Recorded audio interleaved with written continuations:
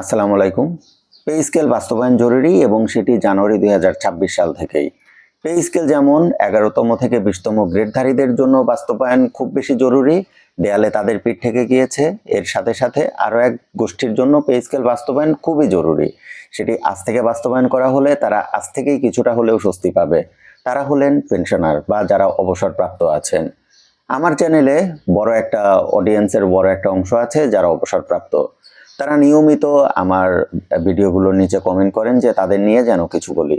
আজকে আমি পেনশনারদের নিয়ে কিছু কথা বলবো। এই ভিডিওটা মোটেও আপডেট ভিডিও নয়। যারা আপডেট ভিডিও বা বিভিন্ন তথ্যপাত্র সহ ভিডিও পেতে চান তারা এই ভিডিওটা স্কিপ করতে পারেন। আর যারা অবসরপ্রাপ্ত আছেন, যাদের নিয়ে কথা বলার খুব একটা মানুষ নেই, তারা চাইলে ভিডিওটা শুনতে পারেন। দেখুন, অবসরপ্রাপ্ত যারা আছেন তারা দীর্ঘদিন দেশকে সেবা দিয়েছেন। নিয়ম মেনে ৫৯ বছর হলে তারা অবসরে চলে যান। অবসরে চলে যাওয়ার পরে তারা পেনশন পান। সব দপ্তরে আবার পেনশনও নেই। যে সকল দপ্তরে পেনশন আছে সেখানে আবার একটা সিস্টেম ছিল, সেটি হলো শতভাগ পেনশন পুনঃস্থাপন। এখন শতভাগ পেনশন সমর্পণ এই নিয়মটা সরকার করেছিল। আমার মতে আমি ব্যক্তিগতভাবে এই নিয়মটাকে কোনোভাবেই সাপোর্ট করি না। কারণ শতভাগ পেনশন সমর্পণ করলে একজন অবসরপ্রাপ্ত তিনি সাময়িক সময়ের জন্য পারিবারিক চাহিদাগুলো মেটাতে পারেন, কিন্তু দীর্ঘমেয়াদে তিনি অনেক বেশি একা হয়ে পড়েন।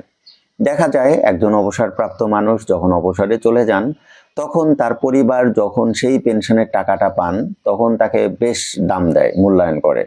কিন্তু যখন তার টাকা শেষ হয়ে যায়, মাসে মাসে তার পিছনে টাকা খরচ হয় কিন্তু তার কোনো আর্নিং সোর্স থাকে না, তখন তিনি অবজ্ঞার শিকার হন। এই কারণে সরকার যেহেতু সেই সুযোগটা রেখেছিল, অনেকেই এই সুযোগটা নিয়েছে। শতভাগ পেনশন সমর্পণ করলে রেজাল্ট কি হয়, যে ১৫ বছর পর্যন্ত তিনি শুধু মেডিকেল ভাতা প্রাপ্য হবেন, এর বেশি কিছুই প্রাপ্য হবেন না। এখন অবসরপ্রাপ্ত একজন মানুষ মেডিকেল ভাতা হিসাবে ৬৫ বছরের, আমি আগের নিয়ম বলছি, ৬৫ বছরের আগ পর্যন্ত মাত্র ১৫০০ টাকা প্রাপ্য হবেন মাসে, এবং ৬৫ বছর হয়ে গেলে তারা প্রাপ্য হবেন ২৫০০ টাকা। এখন চিন্তা করে দেখুন, একজন ৬৫ বছর প্লাস মানুষ তার ২৫০০ টাকা দিয়ে সে কিভাবে তার মেডিকেল পারপাস সার্ভ করবে। থাকা খাওয়ার কথা বাদই দিলাম, ধরে নিলাম যে তার সন্তানদের দয়াতে তিনি তার সন্তানদের বাড়িতে থাকেন, অথবা তার নিজেরও যদি কোনো বাড়ি থাকে গ্রামে, সেই গ্রামের বাড়িতে থাকেন। কিন্তু দেখুন, শুধুমাত্র ডায়াবেটিসের ওষুধ, এমনকি শুধুমাত্র প্রেশারের ওষুধ খেতে চাইলেও তাকে ১৫০০ বা ২৫০০ টাকার বেশি খরচ করতে হবে মাসে।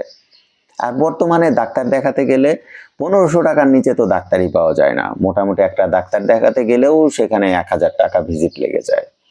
এখন অনেক পেশেন্ট আছেন যাদের দুরারোগ্য ব্যাধিতে আক্রান্ত, বয়সের ভারে তারা বিভিন্ন প্রকার মেডিসিন খেতে হয়। এখন তাদের জন্য আপনারা যদি শুধুমাত্র ১৫০০ বা ২৫০০ টাকার সুবিধা রাখেন, তাহলে সেটি নিতান্তই অমানবিকতা আমার দৃষ্টিতে। এখন ধরলাম শতভাগ পেনশন পুনঃস্থাপন নেই, তিনি স্বাভাবিকভাবেই পেনশন প্রাপ্য হন। আমাদের চাকরি জীবনে বা সার্ভিস লাইফে পেনশনের সুবিধাটা বা প্রসিডিউর আসলে কি? পেনশনের প্রসিডিউর, তিনি সর্বশেষ আহরিত বেসিকের ৯০% ভাগ ২। দেখা যায় যে এই হিসাব করে, ক্যালকুলেশন করে যারা ১১তম থেকে ২০তম গ্রেড বা ২০তম গ্রেড, ১৮তম গ্রেড শেষে গিয়ে অবসরপ্রাপ্ত হন, তাদের লাস্ট বেসিক গিয়ে দাঁড়ায় ২৫,০০০ বা ২৬,০০০ বা ৩০,০০০ টাকা। সেইখান থেকেও সব কিছু কেটে সেটে পেনশনের স্বাভাবিক নিয়মে তারা হয়তো বা পেনশন পান ১০ থেকে ১২,০০০ টাকা। এই ১০ থেকে ১২,০০০ টাকা একজন পেনশনারের জন্য কি যথেষ্ট? যথেষ্ট নয়। এটা তো ১০-১২,০০০ টাকা তো একটু বেশি বলে ফেললাম। অনেক পেনশনার আছেন যারা পূর্বের নিয়মে বা ১৫ সালের আগে জয়েন করেছেন বা অবসরে গিয়েছেন, তারা এখনো আল্লাহ হায়াত দিয়েছেন, সারভাইভ করছেন। তারা দেখা যায় ৮-১০,০০০ টাকা অবসর ভাতা পান। তো এই ৮-১০,০০০ টাকা কোনোভাবেই কিন্তু জাস্টিফাইড নয়। তাদের জন্য আসলে কথা বলা জরুরি। তো খুব একটা মানুষ পাওয়া যায় না যে তাদের নিয়ে কথা বলবে। তো একটা অবসরপ্রাপ্ত মানুষ, তাকে নিয়ে কথা বলা আমাদের নৈতিক দায়িত্ব। তেমনি একজন অবসরপ্রাপ্ত মানুষ যিনি দীর্ঘ সময় দেশকে সেবা দিয়েছেন, তার রক্ষণাবেক্ষণ এবং দেখভালের দায়িত্বও রাষ্ট্রের। আর এই দায়িত্ববোধ থেকেই রাষ্ট্র কিন্তু পেনশনের ব্যবস্থাটা করেছেন। উন্নত দেশগুলোতে এই অবসরপ্রাপ্ত বা বয়স্ক মানুষদের দেখভালের জন্য তাদের সরকারি প্রজেক্ট থাকে। সরকারি ব্যবস্থাপনা থাকে। আমাদের দেশে সেটি নেই। আমাদের দেশে তাও পেনশনের ব্যবস্থা আছে, সেটিও প্রয়োজনের তুলনায় খুবই কম। আবার দেখুন, যারা অবসরে যাবেন তাদের এই যে আনুতোষিকটা সেই 2009 সালের পূর্বে 230 টাকা নির্ধারণ করা হয়েছিল। একবার চিন্তা করে দেখুন, আজ থেকে 20 বছর আগের অর্থনীতি আর বর্তমান অর্থনীতি কি এক? বৈশ্বিক অর্থনীতি কয়েক ধাপে পরিবর্তন হয়েছে। আমাদের ডিজিটালাইজেশন হয়েছে, সবকিছু এখন অটোমেশন হয়েছে। আমাদের বৈশ্বিক অর্থনীতি, আমাদের দেশের অর্থনীতি কয়েক গুণ বেড়েছে, কিন্তু আনুতোষিকের হার সেই 230 টাকাই আছে। এই অবস্থাটার আশু পরিবর্তন জরুরি। যদি এই ব্যবস্থাগুলো থেকেই যায় তাহলে পরিবর্তন কোথায় আসলো? আমাদের আরও একটা সমস্যা আছে। আমরা চিন্তা করি কি যে একজন মানুষের কত পার্সেন্ট বাড়ছে। এই চিন্তাটা না করে আমরা কি এভাবে চিন্তা করতে পারি না যে একজন মানুষ কত টাকা প্রাপ্য হচ্ছেন বর্তমানে, যে সুবিধাটা তাদের দেওয়া হচ্ছে সেই সুবিধা দিয়ে তাদের কত সাল পর্যন্ত সার্ভাইভ করতে হবে? আমাদের ভাবনার পরিবর্তনটা জরুরি। সর্বশেষ পে স্কেল হয়েছে 2015 সালে। দেখুন 2026 সাল, পে স্কেল নেই। এই ব্যবস্থার পরিবর্তনটা জরুরি। অনেকেই আমার এই কথাগুলো পছন্দ করেন না। অনেকেই চান শুধু আমরা আপডেট দেই। দেখেন ভাই, আপডেট কিন্তু প্রতিদিন তৈরি হয় না। আপডেট তৈরি করতে হয় চেষ্টার মাধ্যমে, আপডেট তৈরি করতে হয় একটা মতাদর্শ তৈরির মাধ্যমে। এখন সেই মতাদর্শ তৈরির দায়িত্ব আমাদের। আমরা যদি সচেতনতা তৈরি করি তাহলে দেখবেন একটা সময় পর ঠিকই পরিবর্তন আসবে। আমরা যারা ভিডিও বানাচ্ছি, আমাদের দায়িত্ব সচেতনতা তৈরি করা, আর আপনাদের দায়িত্ব আমাদের ভিডিও থেকে মেসেজগুলো নিয়ে সচেতন হওয়া।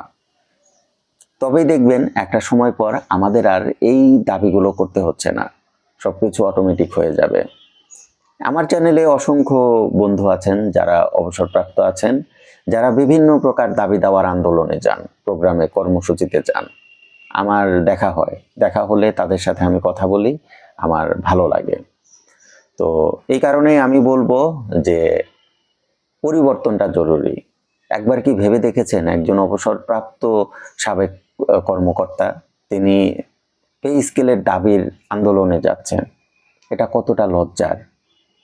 অবস্থার পরিবর্তন জরুরি, আর অবসরপ্রাপ্ত যারা আছেন তাদের পরিবর্তন আরও বেশি জরুরি। আর এর কারণে নতুন পে স্কেলে তাদের জন্য পে কমিশন যেভাবে সুপারিশ করেছে, বয়স অনুযায়ী মেডিকেল ভাতা, বয়স অনুযায়ী পেনশনের হার, আমি এই ব্যবস্থাকে সমর্থন করি। পে কমিশন তারা দুর্দান্ত একটা কাজ করেছে। এবারের পে কমিশন আমরা যতটুকু জানতে পেরেছি, যতটুকু কাজ করেছে সেটি দুর্দান্ত, কালজয়ী একটা কাজ হয়েছে তাদের। আর এই কালজয়ী কাজটা তখনই সফল হবে যখন এটি বাস্তবায়ন করা হবে। আমাদের প্রত্যাশা থাকবে বাস্তবায়ন হোক, পেনশনারদের আর্থিক অবস্থার উন্নতি হোক, সাথে সাথে 11তম থেকে 20তম গ্রেড যাদের আসলে মাসিক বেতন খুবই কম তাদেরও আর্থিক মুক্তি ঘটুক। আমি এই প্রত্যাশা নিয়ে আমি আমার আজকের ভিডিও শেষ করছি। আসসালামু আলাইকুম।